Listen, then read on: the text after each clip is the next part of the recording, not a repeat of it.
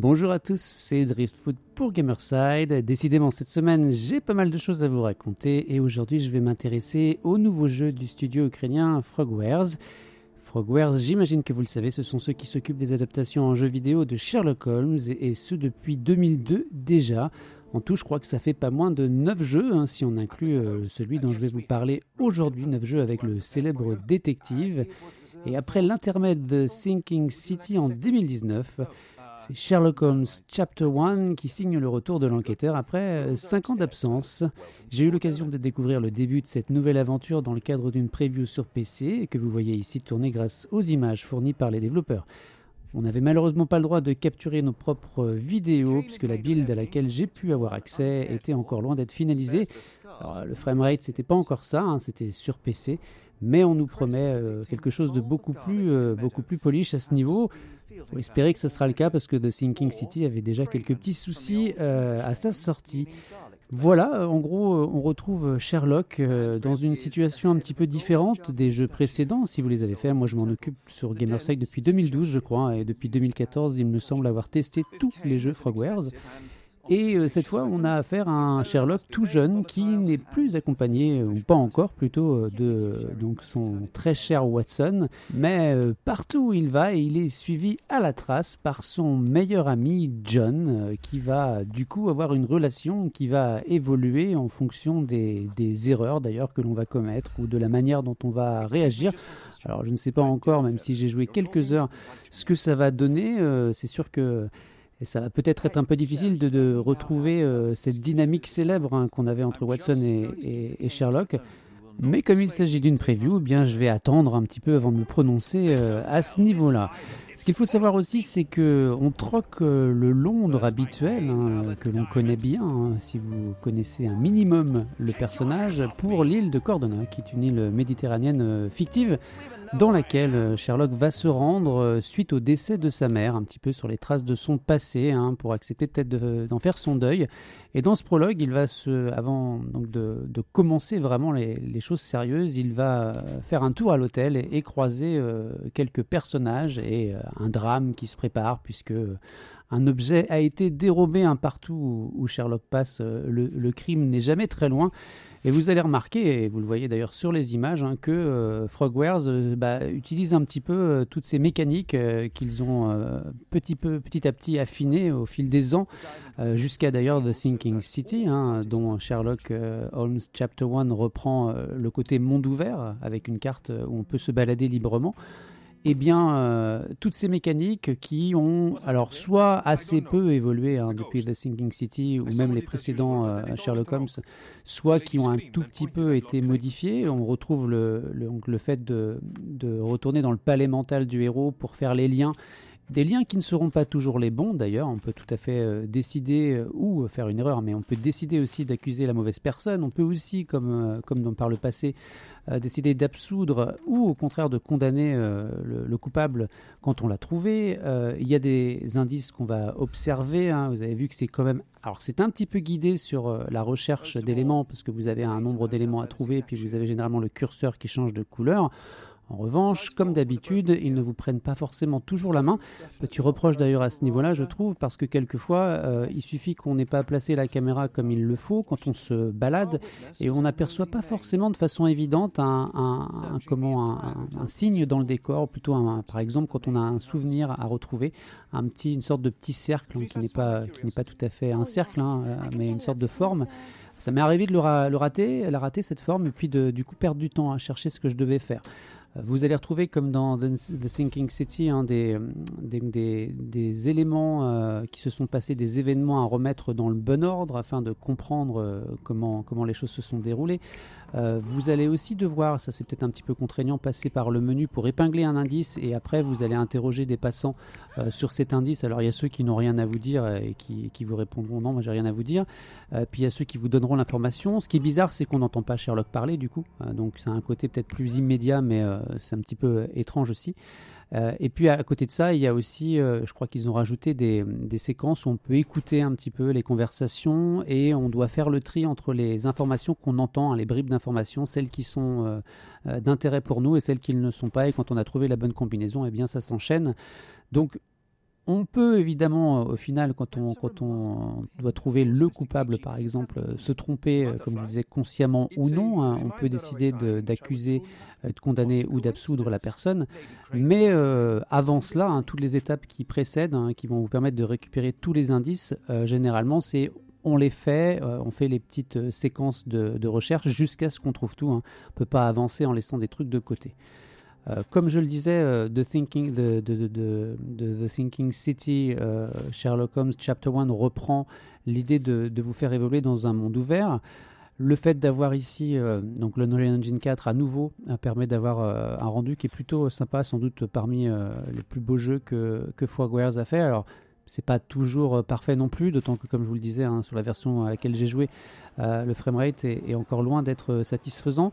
Il y a pas mal de pop-up et ce genre de choses, mais mine de rien, voilà, c'est quand même plutôt sympathique visuellement pour un jeu de ce calibre, un double A, donc un jeu d'enquête. Et il faut voir par la suite, évidemment, si le contenu est à la hauteur. C'est vrai que pour le moment, ce que j'en ai vu, par exemple au niveau des combats, qu'on ne verra pas dans ces extraits, c'est quand même pas incroyable. C'est-à-dire que c'est pas forcément plus convaincant que The Sinking City, c'est un peu plus assisté, avec des éléments du décor qu'on peut viser, hein, pour s'aider. Donc il y a cette petite nuance-là par rapport à un bed shooter. Mais même s'il y a la présence de repères de bandits à aller vider, hein, de façon optionnelle, je ne sais pas encore si cet aspect-là va me convaincre beaucoup. On retrouve évidemment, puisque c'est Sherlock Holmes, la possibilité de se déguiser avec ici j'ai l'impression, hein, peut-être que mes souvenirs me font défaut, mais un peu plus de possibilités. Et là donc c'est la phase tutoriel qui montre un petit peu comment ça marche. Il y a une vieille dame qui a eu un problème et elle veut pas trop en parler, en tout cas elle veut pas donner des détails précis. Alors c'est pas qu'elle ne veut pas, mais elle considère qu'elle a suffisamment bien décrit la personne qui l'a ennuyée. Et du coup Sherlock il la manipule un peu en se déguisant jusqu'à ce qu'il trouve la bonne combinaison pour qu'elle puisse lire mais oui c'est lui, et que le portrait robot puisse être donné ensuite à la police. Donc voilà, c'est un jeu qui, comme je disais, n'est pas forcément très surprenant, parce que si on pouvait attendre après 5 ans d'absence vraiment une refonte des mécaniques, en fait c'est vraiment plus une synthèse. Donc ça plaira sans doute a priori aux fans, mais ceux qui n'étaient pas convaincus avant le seront peut-être pas plus. Comme je disais, il reste la question de la relation entre John et Sherlock. Le doublage est en anglais, je ne crois pas que ce sera doublé en français, mais par contre tout est déjà sous-titré, hein, texte, des dialogues et puis des menus bien sûr. Bon, alors après, le jeu sort le 16 novembre sur PC, les versions console ont été repoussées de quelques semaines, on vient de l'apprendre. Et pour le moment, c'est un Sherlock Holmes plutôt classique. Donc en gros, vous prenez The Sinking City dans une ambiance très Sherlock, mais plus ensoleillée, avec ce côté british qu'on aime ou qu'on n'aime pas d'ailleurs. Et puis vous avez a priori ce qui sera ce nouvel épisode. J'espère pouvoir vous en dire plus très bientôt, mais pour l'instant c'est vrai que je préfère ne pas me mouiller trop. J'ai pas passé un mauvais moment, mais j'ai pas non plus été absolument captivé. J'avais plutôt trouvé The Sinking City sympathique à l'époque, malgré ses gros défauts. Bon, là, les défauts n'en sont pas forcément pour tout le monde, mais comme je disais, les séquences d'action, c'est pas ce qu'il y a de plus emballant pour le moment. Espérons qu'elles ne seront pas trop présentes. Puis comme je le disais, les repères de bandits ne seront sans doute pas obligatoires, donc si c'est pas plus intéressant que ça sur le long terme, à part pour gagner de l'argent. Bon. Il y a tout l'aspect aussi, la vieille maison qui est à retaper, qui vous récupérez le mobilier et tout ce qui a été mis aux enchères pour des histoires de dettes. Bon, il y a tout ça. On verra ce que réserve le jeu dans sa version finale. Pour l'instant, c'est tout pour aujourd'hui. Je vous souhaite une excellente fin de journée et je vous dis à très bientôt, en espérant que ce que j'ai pu vous dire aujourd'hui et vous montrer, hein, même si j'ai été contraint d'utiliser du gameplay fourni par les développeurs, vous a un petit peu aiguillé, vous a permis de savoir si cet épisode peut peut-être vous intéresser. Il faudra encore attendre de toute façon quelques semaines avant de le savoir pour de bon. Et d'ici là, je vous souhaite une excellente fin de journée comme d'habitude. Restez sur Gamerside, restez fidèles si vous le pouvez. Et on vous remercie d'ailleurs encore pour le soutien. À très bientôt et à la prochaine fois. Salut!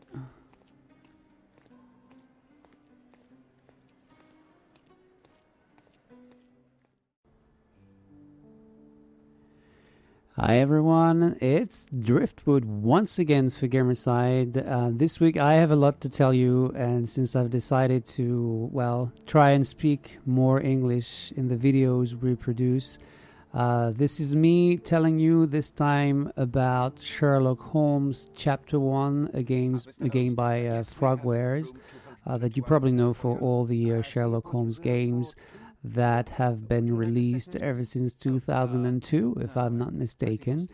And it's the return of the famous detective, as I think the last episode was released back in 2016. I guess you know that in between 2016 and now, The Sinking City was released, which was a Cthulhu game, except it used the mechanics of the Sherlock Holmes series. I mean, some of the mechanics, except it put everything in an open world. And this is basically what Frogware is trying to do, a sort of synthesis of everything they've done before, putting Sherlock Holmes not in London this time, in an island, which is fictional, an island called Cordona, which is very sunny. So it's a welcome change, I guess, for the fans of Sherlock. And the prologue that you can see here, it's not the prologue. The game is not a prologue. It's all chapter 1, but it's a full game.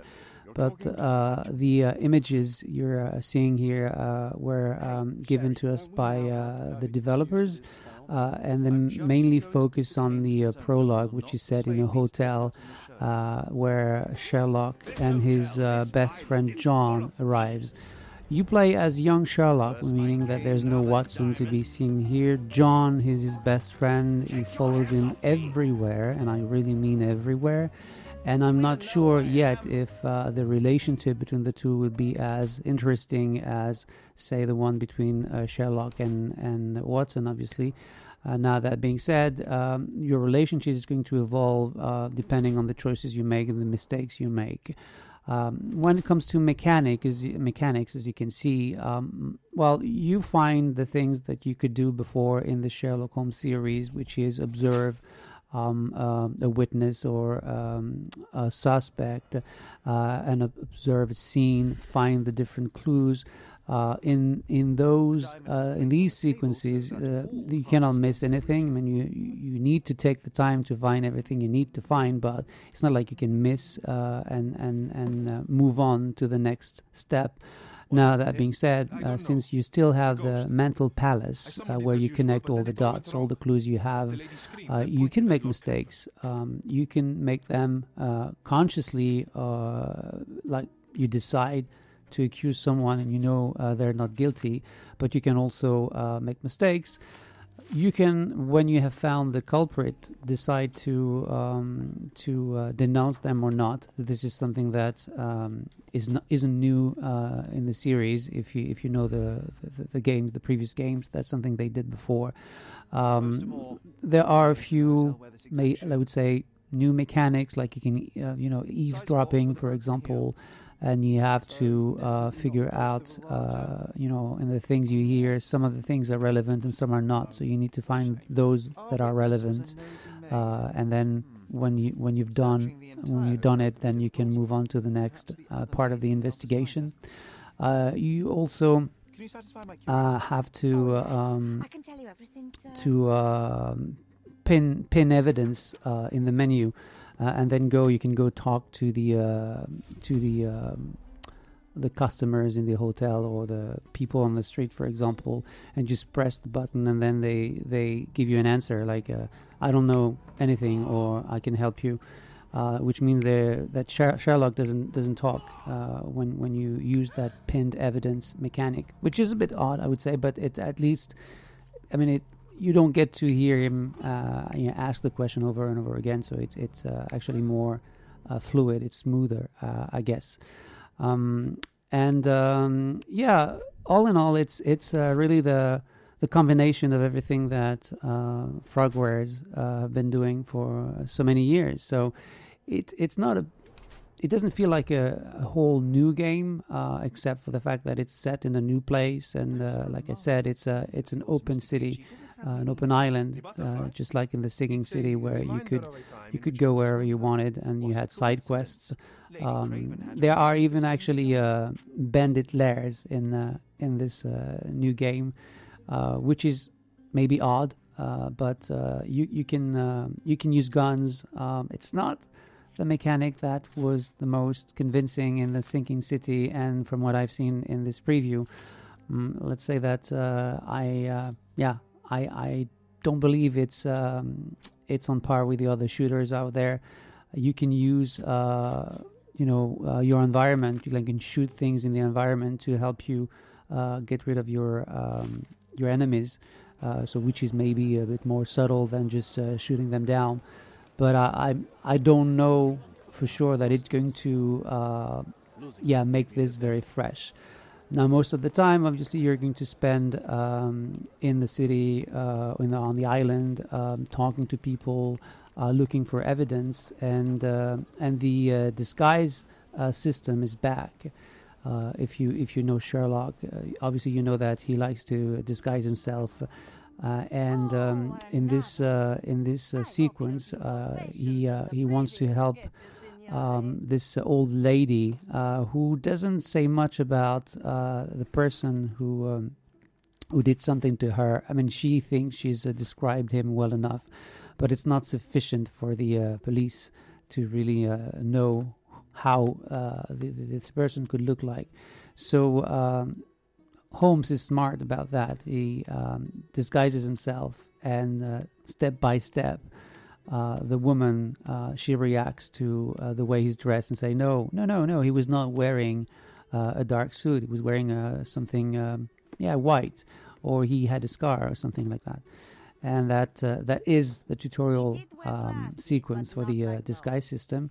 And to me, as far as I remember, at least, it seems to offer more possibilities in terms of maybe clothing and also makeup and things like that. So I don't know if it will be a gimmick or if it will be really useful, but it's part of the character, so it's quite normal that we should see it. Another thing I should mention is that you have a family mansion. Sherlock goes to Cordona after the passing of his mother, and the mansion is in ruin basically, and everything inside, well, most of the furniture and everything has been auctioned off years ago. So which means he has to visit traders. Well, he can visit traders to purchase the family property, which might explain why you can try to do the bandit lairs, as it can allow you to earn money to buy and rebuild rather the family mansion. Also probably buy new outfits and stuff like that. So yeah, basically that's all I can say. I have had a good time playing. The build is not final, so frame rate was all over the place. But we've been told that it's normal and that they are actually polishing the game now. Just hope that it will be a bit more polished than the Sinking City when it came out. It's nothing really different from what the other games did before, and it's really the Sinking City with the Sherlock Holmes universe. So if you're a fan, keep an eye out, and if not, well, you know what to do. So that was me, Driftwood, speaking about Sherlock Holmes Chapter 1. I wish you a very, very pleasant day, and I'll see you very soon. You're confident? It was unearthly, sir. It grew from the medium's chest. A glowing cloud or a bubble. I pressed closer against the window to see better. And the lady saw you? How did you... Yes. She screamed and pointed, so I hurried to escape, and I broke my heel.